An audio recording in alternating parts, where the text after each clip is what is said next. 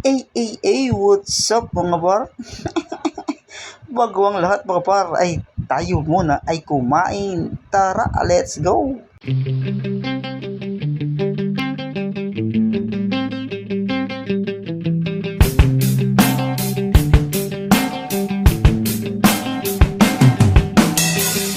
Iniwan ka na ng eroplano.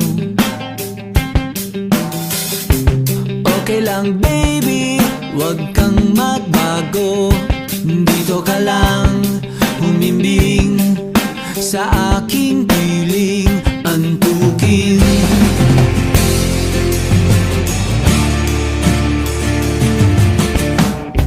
Kukupin na lang kita.